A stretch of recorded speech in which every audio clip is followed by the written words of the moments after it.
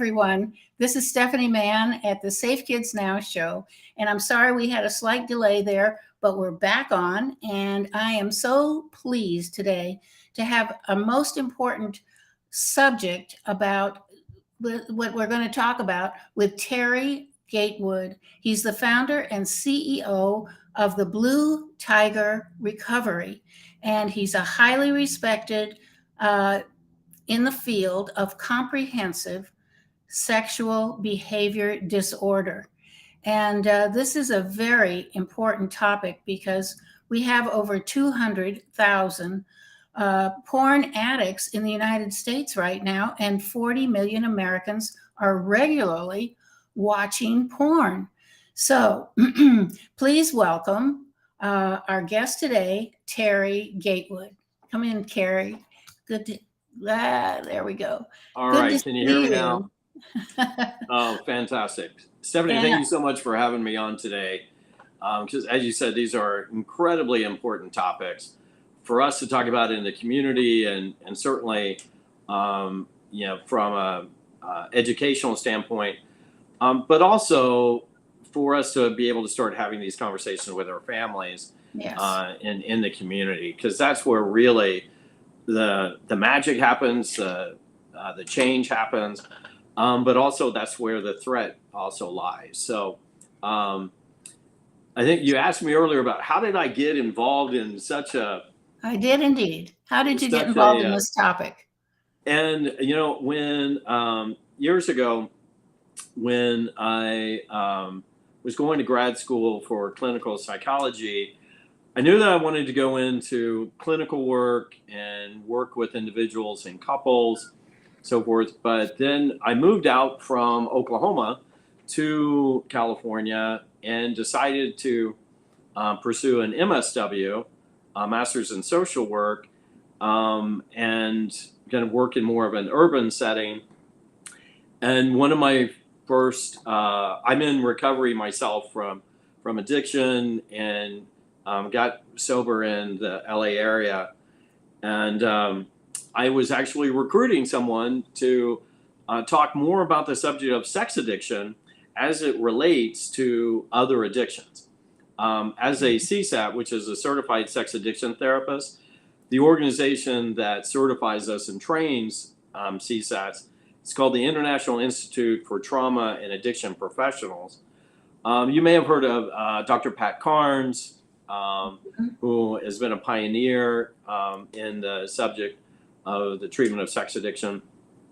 So I was recruiting a gentleman named Dr. Rob Weiss to come to an event to talk about the effects of sexual behavior when it's coupled with drugs and alcohol, but especially like crystal meth, which there's a great deal of what we call fusion in that addiction. And so if you just treat one, if you're just treating the drugs without looking at the sexual component, when they get out of rehab or so forth and they go to have sex again, then they're going to relapse. Because unless those two things, we separate that association, which we're going to talk a lot more about here in a little bit. But so in my talking with Rob and recruiting him, he was like, why don't you come work for me at the Sexual Recovery Institute? At the time, I was working down at Twin Towers in LA County and with the Public Defender's Office. And I was like, no, I really love the work that I'm doing and so forth. And he was like, well, just come check us out. And lo and behold, I'm I guess, a natural at it. And working with sex addicts and their families, the partners of, especially my private practice in LA was probably about 60% partners of sex addicts and their families, and dealing with that betrayal trauma as well. So then as it moved out to the Palm Springs area in 2012, and soon after started my own practice out here and started Blue Tiger Recovery. For the most part, it was just dealing with sex addiction in the families, and also that chemsex component as well was kind of our specialty. But we were getting more and more clients that were coming in that had obviously developed a porn addiction, but was leading them to places where they didn't want to go, that they knew was going to be really problematic and illegal. And so they were coming in. And what I noticed is that they were getting younger and younger. Beforehand, when we were dealing with I started at the Sexual Recovery Institute in 2009, and I would say our average age of a client was 46 to 48. Wow. Now, my average client is 27. So, and the vast majority, and to account for that, is this early exposure to internet pornography. Absolutely. So there's a dramatic difference since 1994, since the internet came about, and which are so many more tools that certain perpetrators and predators can use now, of course, to be able to entice and endanger kids.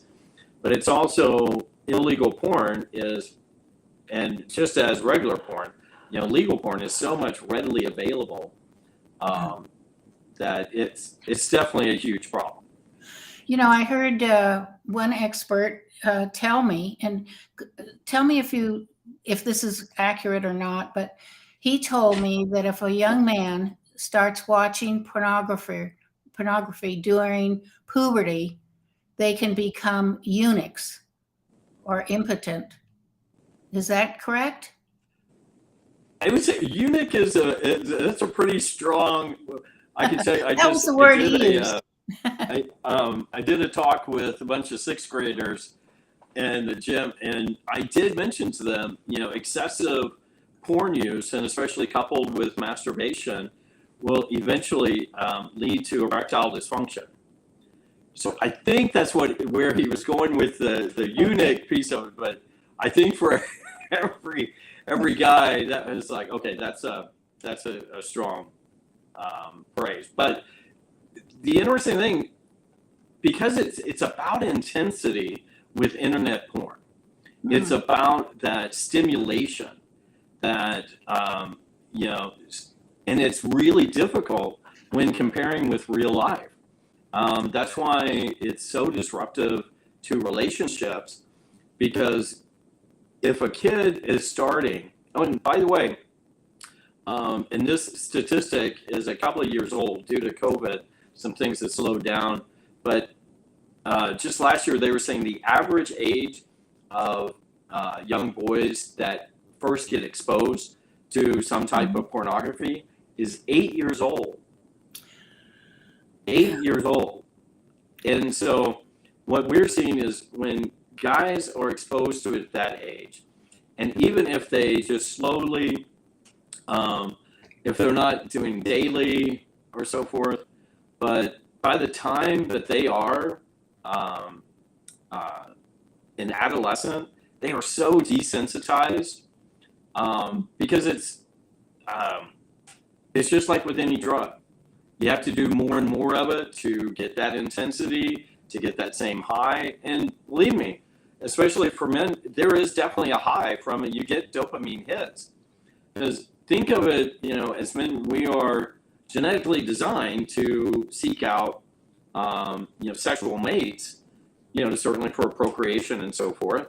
And so when you're viewing porn, and you can tell now I'm kind of like swiping, so if they're, I'm kind of, I'm 58. So it's like, luckily I didn't have to grow up with all this, but, like swiping left or right, that is like looking at a potential sexual mate, looking at porn, all the different varieties and options, talk about novelty. I mean, and that's what internet porn is a lot about, novelty as well, which raises the dopamine levels. Yes. And that's really what it's all about, is getting that reinforcement from dopamine.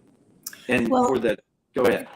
Well, I was just going to say, do you have a certain amount of dopamine, and or is it replenished all the time, or how does dopamine work here? I think a lot of people don't know.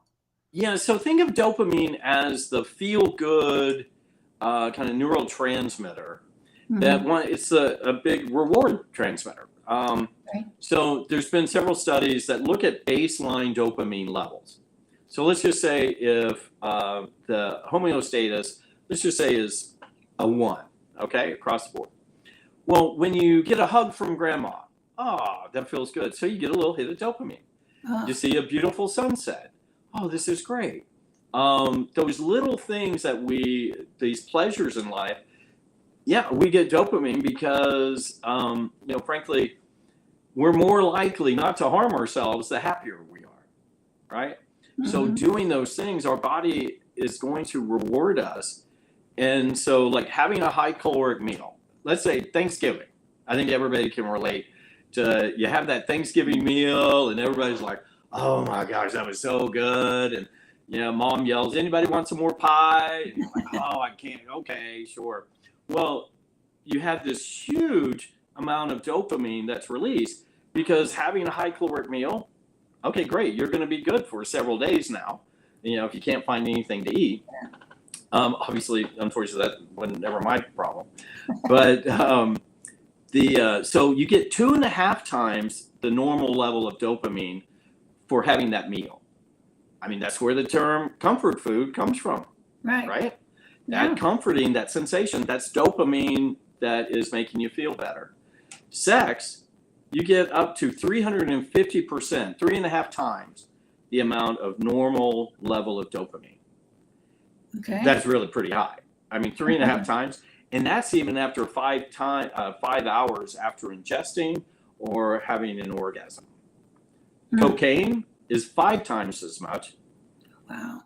Crystal meth is about 13.5 Wow. greater. So you can imagine when that gets combined, and right now in our country, it's interesting. I get asked a lot about opiates because we have such a huge opiate problem in the country as well.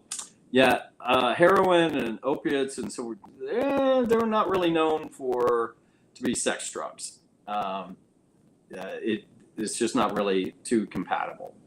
But so that's one of the things of regulating that dopamine, and that's why I think it's so important to be able to teach people other ways of getting that dopamine and doing self-regulation. Because Stephanie, that's what we found all the time with addiction. It's all about dysregulation, about people having whether negative feelings about themselves. We call those core beliefs, and if they're viewing the world of if they're feeling bad and unworthy, and they view the world that way, then they're going to do things that typically somebody who's bad and unworthy does. That's congruent with those core beliefs, right? Right. So that in our treatment here, we want to look at exactly, okay, where are you coming from as far as from a self-awareness and having some insight, and what got you to the point where you were turning to pornography or sex in order to self-soothe, in order to cope. Because if you don't look at that and don't look at the core beliefs, then you can't fix even successful quote recovery, they're going to probably sabotage it after a while because they don't feel like they're deserving of it. But so I want to just mention, because Stephanie, you and I talked about this last week about how all these little devices, that, as they say now, I mean, this is more powerful computing power than what they used to get to the moon. But if we're giving our kids iPhones, Galaxies, iPads, web-enabled devices, and kind of like allowing them to go off without any boundaries, guardrails, you're basically exposing your children to pornography, and and unfortunately, then they're going to become clients of mine. Well, I think we've got a spiritual problem in this country. We're not teaching children about their own incredible spirit that they already have. And this idea of teaching children in kindergarten to third grade about, different parts of the body, for me, that does not sound good. It sounds like we are making them think that their sexual parts are more important than their spiritual parts, which has to do with having courage, character, and a self-protective conscience. We seem to have just skipped all of that and gone straight to, let's teach kids about their body parts and how they can be different sexes. Does this enter into any of your business, the way you work with people at all? Do they even talk about that as a component, the spiritual aspect? A spiritual aspect, oh, absolutely. And I mean, that's why so many, when they have a kind of a crisis of faith, or of, when they realize where they're going in their behavior, it's not of their values or their moral sets, then absolutely. I mean, that's usually a very large component of the therapeutic approach. The one thing I would mention, though, was that I do feel like it is extremely important to be able to teach kids that their body is autonomous to them. Yes. And what is appropriate or inappropriate touching, and Right. unfortunately for a lot of our guys, when we see them and they're adults, sex offender is a legal term. So many of our guys come in, they haven't been convicted. And that sex offender is a legal term of being convicted of. But for those that are having that behavior, the vast majority have not had any sex education whatsoever. Yeah. I mean, that's the problem, that there's, sex education is incredibly important. But especially because there are some cultures that children are taught to always respect their elders. And what does that mean to respect an elder? Does that mean to give them carte blanche on, oh, you can touch me, you can kiss me, you can do whatever? And that's the thing that I understand to be very culturally sensitive and competent, that we all should be as therapists when we're approaching this. But at the same time, of helping them understand that for that child to understand what inappropriate touch is, what interaction would be, because they're also getting approached by their peers that have suffered from sexual abuse, that have been made hypersexualized at a very young age. And those are the ones that I hope that if we can teach our kids about identifying that behavior of, hey, come talk to me, let me know, so that other adults can intervene. We've seen, because far too often the sexual abuse that's going on is also pretty peer-based, because there are a lot of other kids that are being hypersexualized by adults or by adolescent minors, and they're trying to struggle with that. So I think it is important that they can come to their parents and say, hey, Johnny down the street is acting weird, or was kind of doing this stuff, and I'm concerned about him. But it's in making sure that we can come through to these kids, because the last thing we want to do is shame a child that is sexually acting out, because children are not at that age. We become sexually aware, sort of thing, but we are not sexual beings when we're 8 years old. No. And so if there's some 8-year-old that is acting out, somebody has abused him, perpetrated, somehow he has been hypersexualized, or she has, and intervention needs to happen. Yeah. But without that kid all of a sudden, being labeled or feeling, if we shame them, then they're not going to get the help they need. They're going to internalize that and continue, that they've been labeled bad and unworthy. Yeah. So Yeah. Now, how does this affect the brain? I mean, the brain is a very complex situation in our head, and everything goes to the brain. And I know it has to have a tremendous effect, not just oh on dopamine, but yeah. how else does it affect the brain? Well, especially for prepubescent brains, in that it's all about the neural pathways of Right. what do we need to do to get, and dopamine plays a part in that. It's like, okay, there's our reward. That's what we want to achieve or we want to get. So the neural pathways that we're taught, okay, if I do this, I get this. And then we kind of get into the cycle but let's say, going on a new diet. Okay. Mhm. So we start to see the results. Maybe we lose the weight, maybe our waistline. So we start to feel better about ourselves. It's like, okay, so there's some reinforcement.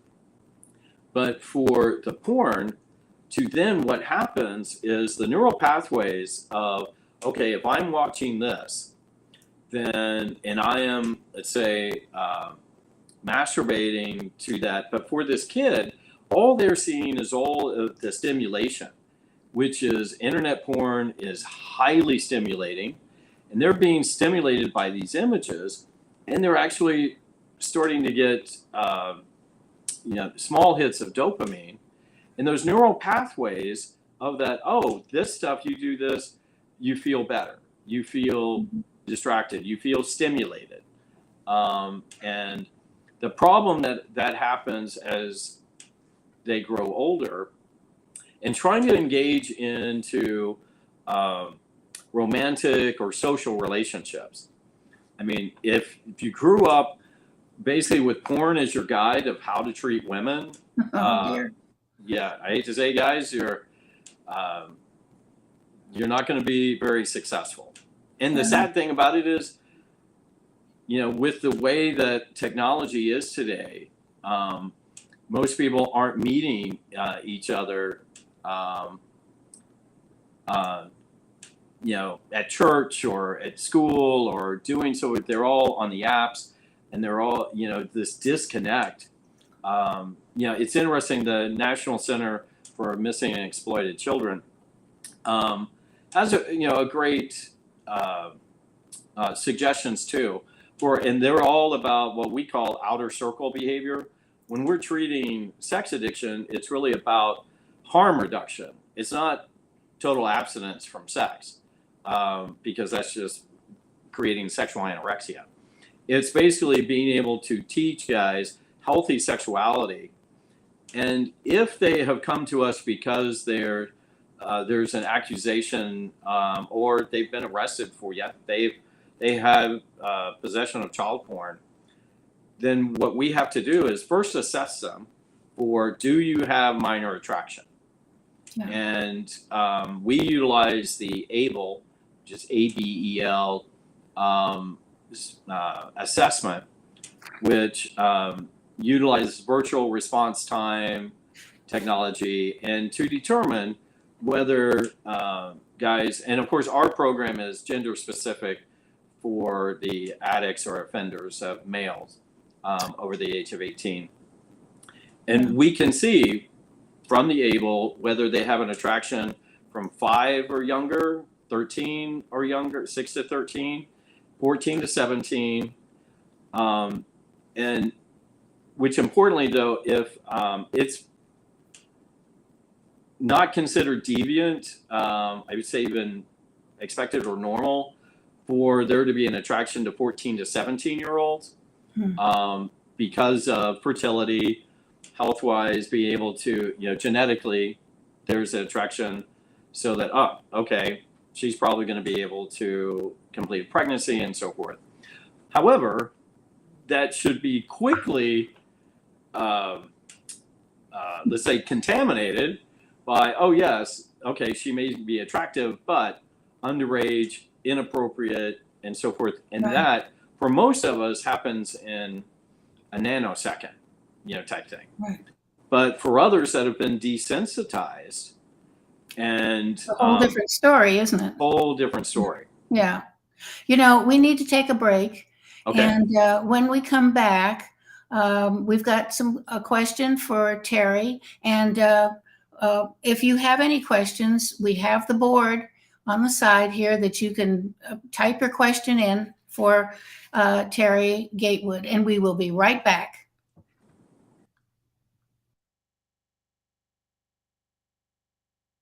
You're listening to All About Us Radio. We're live streaming 24/7, playing old school versus new school. Follow us on Facebook, Twitter, Instagram at AAU Media, and visit our website, www.aaumedia.com. Call us at 1-833-369-1444, extension 1, and leave us an inspirational message or request. You're listening to All About Us Radio.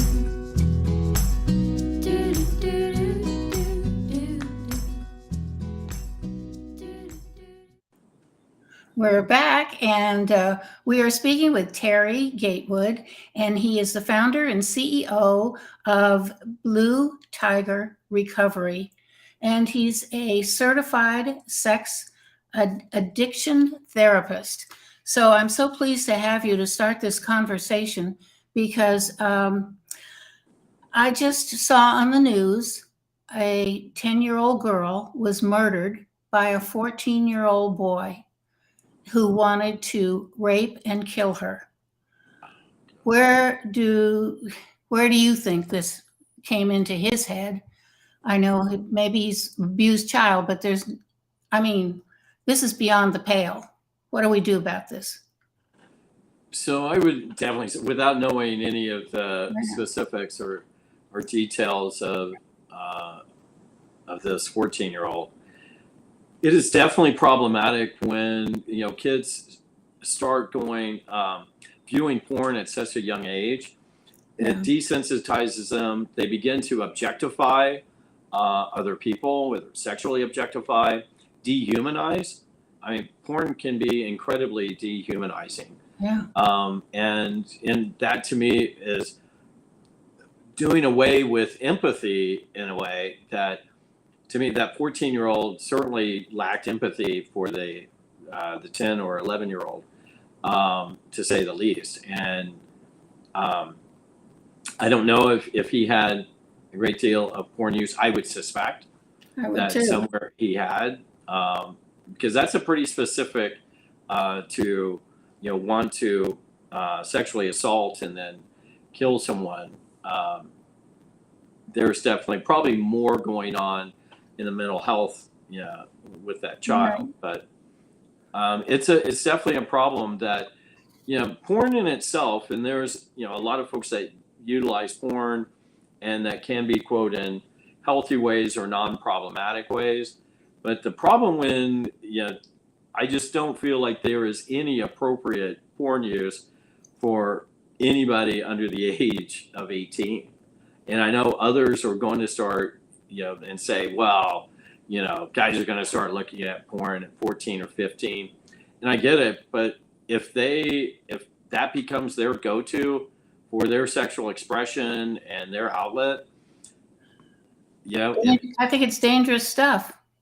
I think it's very dangerous. And, I would say to those guys, you're going to have a very hard time having the same sense of arousal with someone in person Yeah. that you're in relationship with, versus that intensity of using internet porn.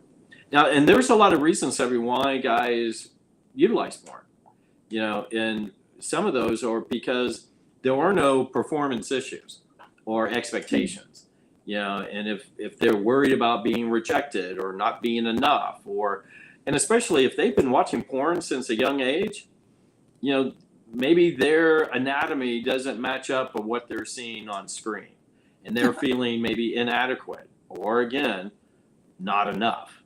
And how is that going to affect their putting themselves out there and having that connected experience rather than just being in their bedroom, locked away, and their ability to then engage later on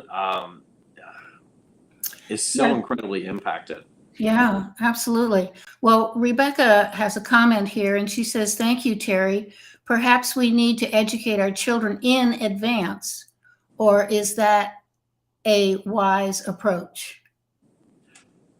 Oh, I think absolutely. I would much That's it. rather, and believe me, as I've talked to several district attorneys here in Southern California, and our goal would be to try to get to these kids far before they ever even reach a courtroom or reach, being arrested.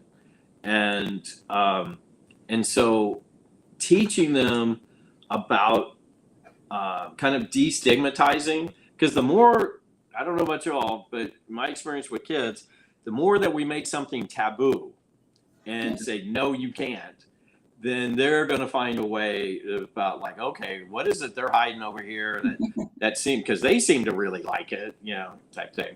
So I think, Rebecca, definitely for us to begin teaching them first, of course, about their body and what that entails and how they're different, but also that they have autonomy, and that, yes, they can be respectful of others and their elders, but at the same time, if they can be fully respectful of themselves, and I feel like if parents are teaching them that, then they're also conveying that. Yeah. Do you have some tips for parents on how to approach this topic with their kids and how they should address it? What would you tell fathers and mothers? So I would tell them, first off, talking about what makes a great relationship. Okay. That's a good I one. mean, and that means, when I say in a great relationship between son or daughter and mother and father, when friendships and so forth, how to communicate. And I know that may sound silly, but if you're starting kids off in the ability to interact with their family in a respectful but expressive way, so that everybody is treated equally and they have a say-so, but they can interact and communicate, that's going to help them with when they go to school and other relationships. It's to me, the issue when it comes to isolating into the sexual realm, and it cuts off all these other social interactions, which are a great way of regulating. I'm not sure if my it looks like my video is froze on my side. Am I still good on yours, Stephanie? Yeah. Okay. Fine. So but teaching them right off the bat of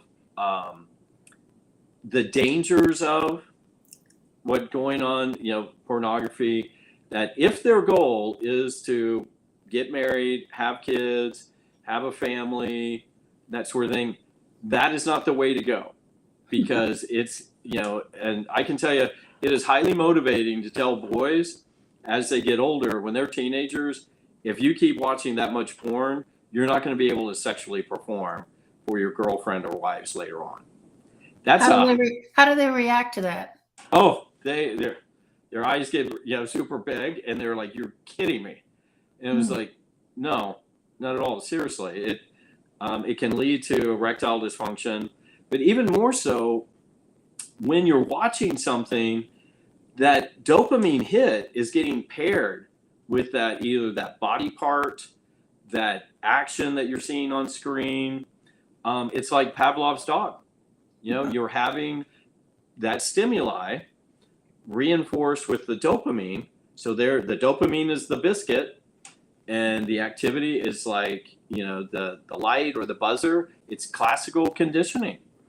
And so if that's what is, quote, going to help you reach orgasm, then having an amazing, intimate, connected relationship can be, fantastic. But in order to reach climax in that relationship, it's going to be very difficult. And that's going to really strain the relationship. The partner's going to feel not enough. I mean, it's just cascading. So for the kids, I think definitely, first and foremost, to keep our kids safe from predators. And I really need, the audience to know, teaching them that is so important, because the vast majority of sex offenders that are actually inappropriately touching kids are not strangers. I know. They are not strangers. So if you think you've got to keep them safe from, the dirty old guy driving around in the white van acting like he's selling ice cream, yeah, he's not on the street anymore. Could be He's to your online. uncle. Yeah. And actually, it's more like, a family member or a friend or somebody they know that they've probably feeling like, oh, they're older than I have to respect them. They're confused about what they can do and how they can behave. So, to Rebecca's question, I think, first and foremost, we've got to teach our kids that, with no one without their permission can touch them inappropriately. Absolutely. I have a final question for you, and that has to do with, what is CSEM? What is that? Okay, so there's a couple of CSEM refers to child sexually exploitive media, and there's Okay. also CSAM, which is child sexual abuse media. So it depends on which organization. I think the National Center for Missing and Exploited Children use CSAM, sexual abuse media. That incorporates whether it's pornography, online chatting. And here in the state of California, we typically, if someone is chatting with a minor online, that is and they tell them to do something like disrobing or do some kind of action that may be sexually inappropriate, set up to meet with them. Those are considered hands-on offenses. So it's not just having possession of child pornography and the like. It's also now, it's had to be expanded to other social media and means that folks are being contacted. So that's why it's a more inclusive, kind of up-to-date terminology. Instead of just the stills or the videos, now there's so many more ways on the internet that can be used to exploit children. This has been very informative for all of us, because it is a growing problem, and not only growing in drugs, but growing in sexual perversion here. And I really appreciate that you've shared your information with us. Do you have a final thought for us? Yeah, I would. It's interesting because I strongly believe that if we can determine whether or not somebody has, quote, let's say a pedophile, quote, orientation, the vast majority of guys that we see for treatment do not. They're a porn addict, and the crystal meth of porn is child porn. And so we can actually shift their arousal template to an appropriate place. Now, so the only way to do that, though, and to help make our community safer, is treatment. Every single study coming out that's based on the ABLE and also KSOM and so forth, reducing reoffending, the only way that can really happen is with a combination of accountability and treatment. And that's why I'm so passionate about being able to, especially these younger and younger kids, and I say a kid, if they're 20 years old or something, these young men coming in, and that we can help correct their arousal template for the rest of their lives to be incredible members of our community instead of ostracized, and that they can actually get help. So with KSOM, it's usually a 52-week program. It's not a quick fix. And the most important thing too is I think enabling that child to be, the first protector, because to be able to say no, to be able to call out, and to be able to make sure they know that they're going to be loved and respected and honored for speaking up. So, well, this is a critical topic, and with 200,000 drug addicts or not drug, but sexual addicts in this country, it's going to be quite a challenge. So how many resources are there available for that many sex addicts? How many people are doing this? There are actually the Certified Sex Addiction Therapist group, what we call the CSAC community, is growing, but because this is a process addiction, which now we call it compulsive sexual behavior disorder. The World Health Organization has designated it as a ICD-11 code, an actual mental health disorder. So with that, I think treatment, there's several places that are coming up to treat sex addiction. There's very few of us in the country that treat sex offending. And hopefully that will grow. We're just now here at Blue Tiger in the process of doing a 501c3 for research, which so much more research needs to be done on this so that we can hopefully intervene much earlier, before it gets to where someone else is either abused or certainly, the lives of these individuals are destroyed. So. Absolutely. That's one of the reasons I wrote this book, Empowerment Parenting. It was a result of working with the homeless for almost 5 years and learning what they never learned as children. And we got in learning this information and starting support groups, men got jobs because they had someone to talk to, because somebody was listening to them, because somebody cared about them. So I think that's true of every human being. If children feel that they are loved and cared for, as you said, they're not going to go this route. But it's the ones that are abused, the ones that are isolated. Stephanie, if we have, I know we're just about out of time. I just wanted to share too, a great example of how porn can be used as a coping mechanism. It's a process addiction, just like gambling, sex, other things. You're having to engage in the behavior. Well, the National Center for Missing and Exploited Children, through their Cyber Tips program, measure each week how many of the tips that are coming of that CSAM material has been detected. In February of 2020, in that week, there were about 350,000 cyber tips turned in. Then we had the March 12th shutdown because of COVID. When they measured in April, a month later, that had gone from 350,000 to 1.3 million. Oh. And that's a week. So it's not like all of a sudden we have that many more pedophiles out there. It means we have that many, porn addicts that now are sequestered, dealing with a pandemic and all of that stressor, and people are turning to porn. And unfortunately, the algorithms that are out there that are pulling people into this material, there's a lot more to this than just somebody thinking, oh, they've got deviant sexual attraction. Right.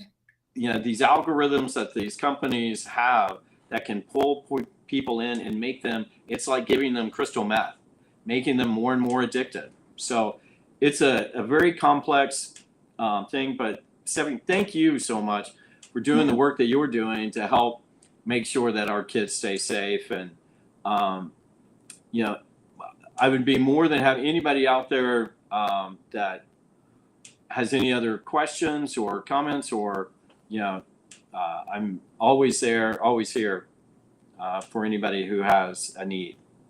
Well, thank you so much, Terry. And there is his information up on the screen here, in case you want to get in touch with him for some reason, or you've got a problem you want to talk to him about as far as sex addiction goes. I would give him a call, because he's a wonderful man that's helping us and our problems. He's a problem solver. So thank you so much for joining us today. We really appreciate it. So thank you, and we'll look forward to maybe continuing this conversation at a later date. Fantastic. I look forward to it. Thanks again, Stephanie. Thank you. And I want to mention that our next speaker next week will be Matthew Paletta, and he will be talking about healing the body. So we're going to continue with how to heal many different problems. There are a lot of problems out there, so we're here to help. So thank you for joining us, and we will see you next week. Peace and love.